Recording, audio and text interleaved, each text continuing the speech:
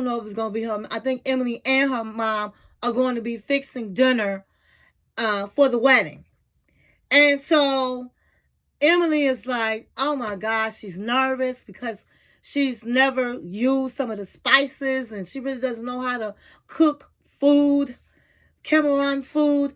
But I'm quite sure she will have somebody over there helping her. So they're going shopping, and afterwards they go back to where they're staying, and Emily's mom and dad come and they sit down, they brought coffee, and they're just going over everything. And so Kobe says, hey, you guys, did you make the list? And the list is a tradition for the bride's parents to make a list of some of the things that they want his family to give them. And Emily's dad did his homework because he was asking, he said, maybe we'll ask for a goat, but when we get the goat, we'll leave the goat here, okay? And he asked for a cane. He just asked for things that he knew was proper to ask for. And then after he did all of that, Kobe was like, well, did you guys come up with a price? Because in the culture, they have to come up with the price for the bride to the groom's parents. And he was like, I haven't done that yet. And his mother was like, I'm not at ease trying to come up with the price to sell my daughter. I don't feel comfortable doing that. Now, I don't know why my mom is acting all like that, because it's a tradition and that's just the way it is.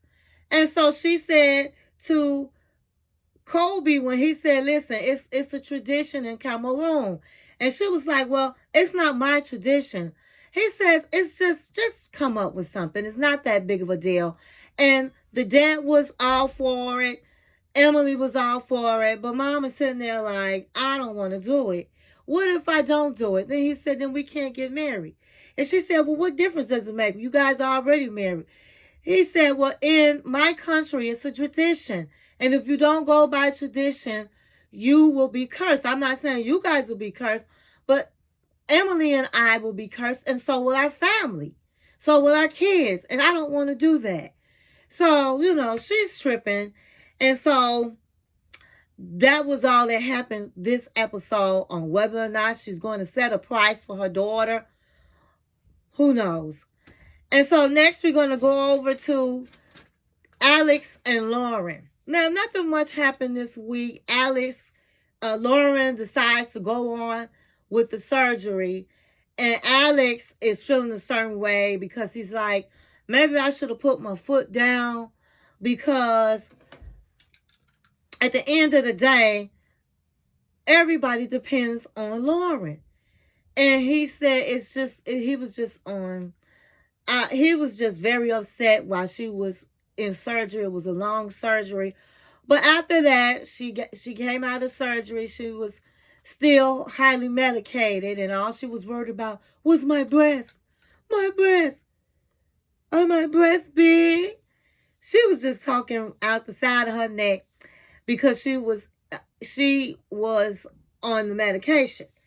So the doctor said everything is okay. So they're going to go to the hotel. And he said that's when the real stuff begins, when that medication wear off. Okay? Oh, everybody want to have plastic surgery and lipo and breasts and all of that. But at the end of the day, you paying for it with the pain. Okay? I guess it's not easy being beautiful. And so they ended up going to the hotel, and he's afraid of how that's going to go. He was hoping she won't reopen her sutures, and she's not going to be able to do anything. So he's just very concerned. And that's how that ended. So then we're going to go over to Thais and Patrick. So John is supposed to be coming that night, and Thais is kind of mad at Patrick because, as I said last week, they met at the park, and the father wants, number one, he wants an apology, and then he also wants him to ask him for his daughter's hand. Now, he had done that before, and he turned him down.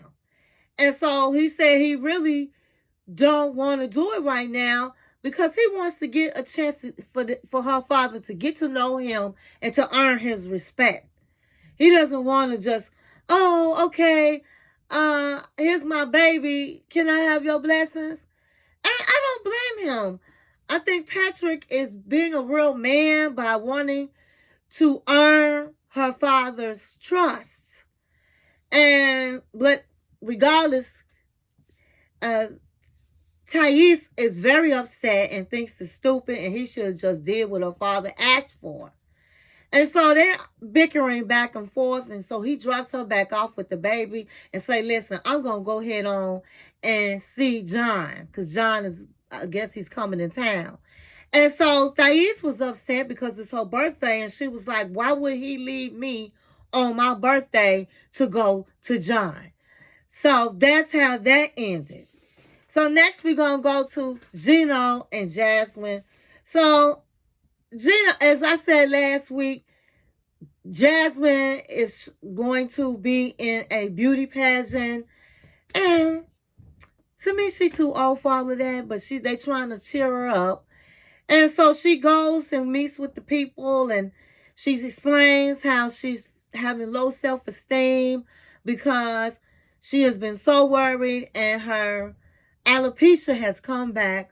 So she has bald spots in her head, and it just makes her feel bad. Her hair is coming out, and they cheer her up. They tell her she's beautiful regardless of the alopecia, and it makes her feel good that they're cheering, that they complimenting her, and they say she'll do well in the pageant. And she was like, even though I'm 37 years old.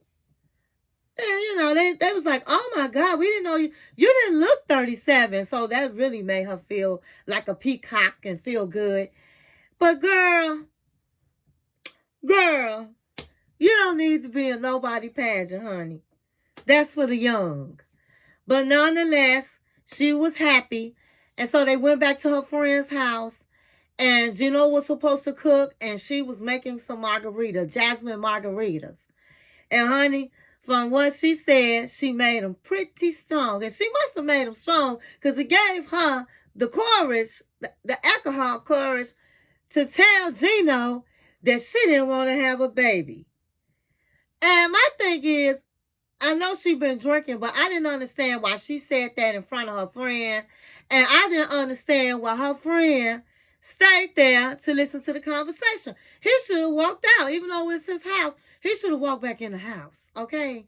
And not listen to the private conversation. But, honey, all I know is Gino was like, run that back to me again. You say you don't want to have my baby. Honey, he went off. He was like very upset when he walked in the house and said, hey, I can't even talk to you. I don't even want to talk to you. That's why I married a young woman, to have a baby.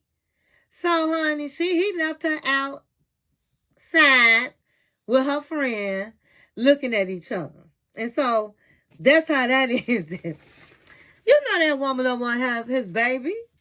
You know she don't want to have no baby, Gino's baby. Okay, so I don't know. She tried to fool the world like she really in love, but she don't love him enough to have his baby.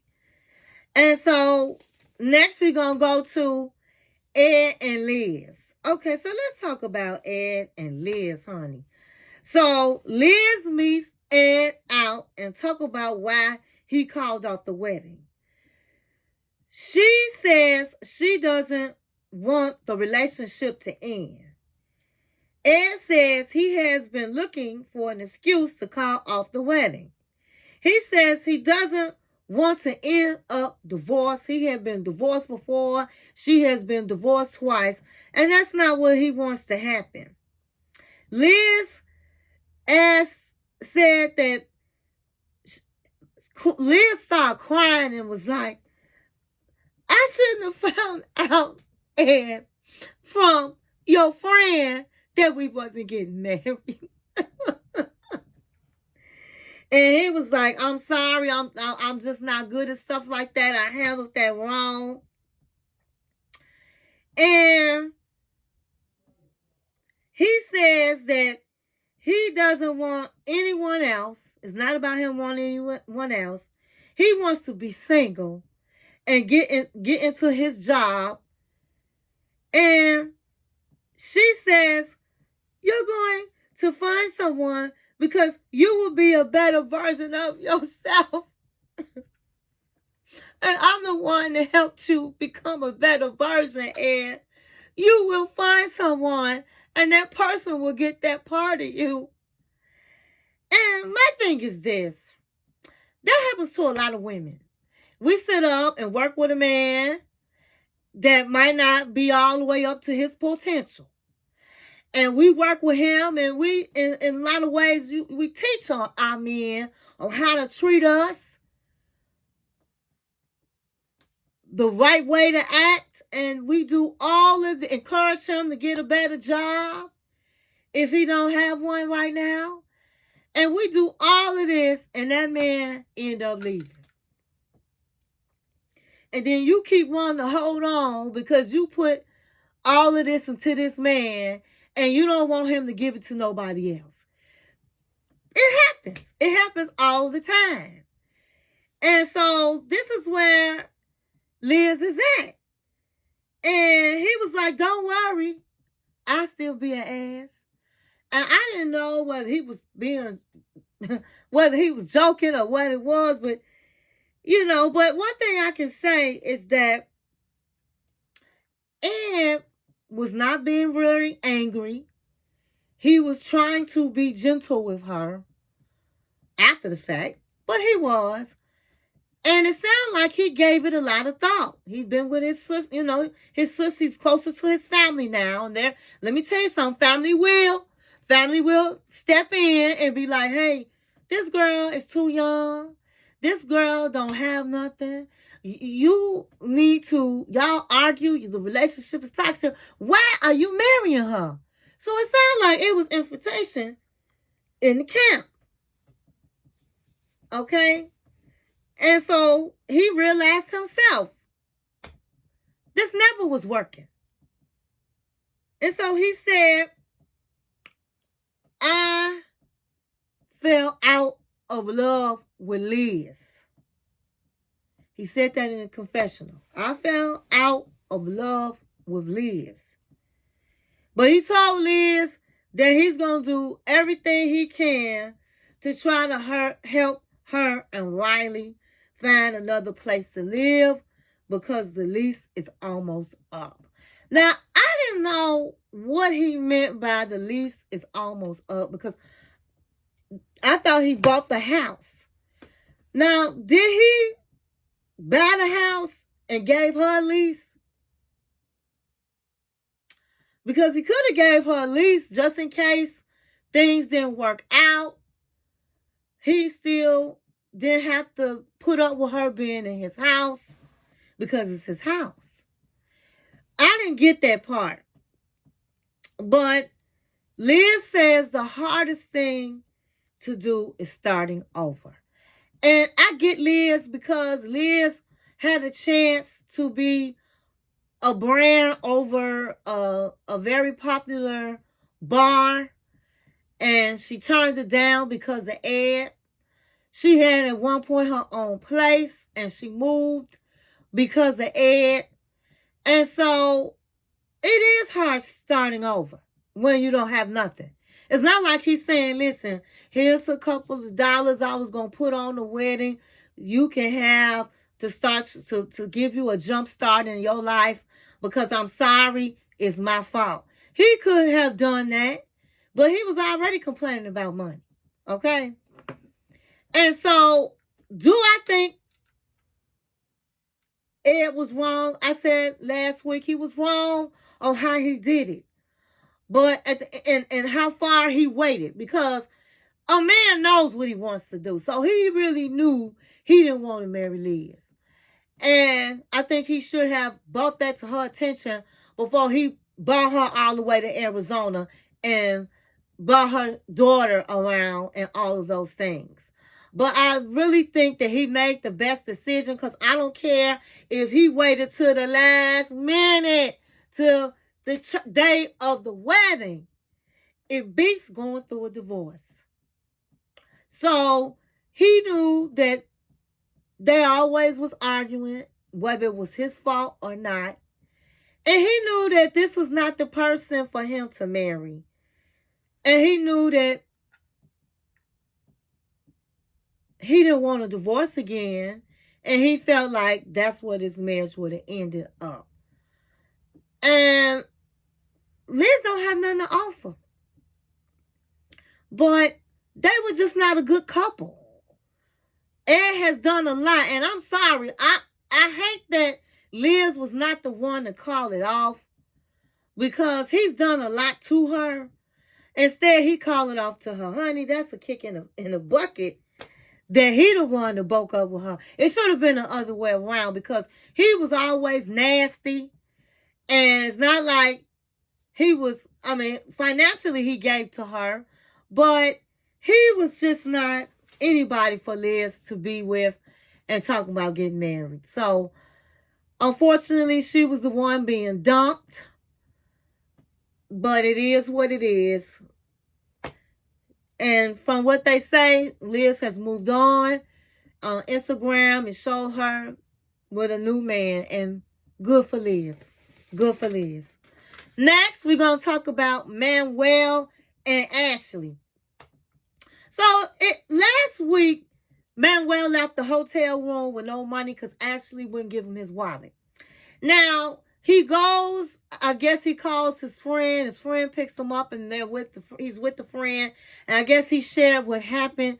And the friend is like, I think it's just a misunderstanding. I think both of you guys need to apologize to each other. So I'm going to be you guys, I'm going to be the person that helps you guys, the mediator through this.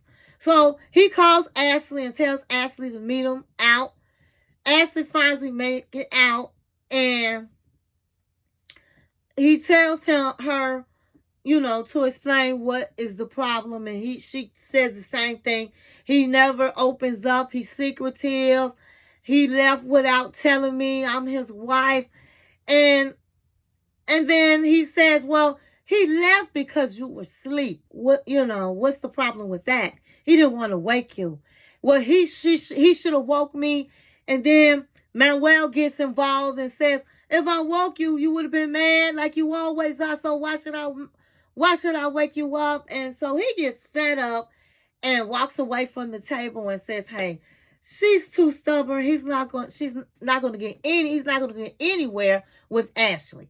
Ashley goes back and forth with his friend, and it's like, I'm not apologizing for a thing, and gets fed up and walks away. Now, my thing is this. Ashley probably paid their way for the trip. This man don't have no money. And you gonna argue the whole trip about he didn't wake you up because he went to breakfast with his best friend? Girl, bye. Girl, why? He ain't been telling you what he doing. Ever since he got on TV with you, he been walking away and walking out the door every time y'all get into an argument. And then he sits up and come back and has sex with you, and you okay. And then the same arguments happen because he do the same thing. Girl, bye. Girl, why? He been doing this from day one. Now all of a sudden you on a trip in front of his friends and family. You want to act behind and act like this is, this you can't take no more. You could have waited till after you had fun, or maybe sat around him and his friends and see what they was talking about and see how he act and get information. Instead of wasting both of y'all time arguing. That could have waited till you got back to the crib. You can't keep blaming Manuel because you saw the red flags. Your mama saw the red flags. Your sister saw the red flags. And you married him anyway. You even got the cards. The cards told you probably the red flags. You didn't even want to listen to the cards. Girl, bam. You shouldn't have married this man. Now all of a sudden it's a problem. But guess what? He tired. And he said, if this is how it's going to be, I don't want to be married. Honey, I just think that she shouldn't have married him. I don't think he ever going to be telling her, giving her all the information.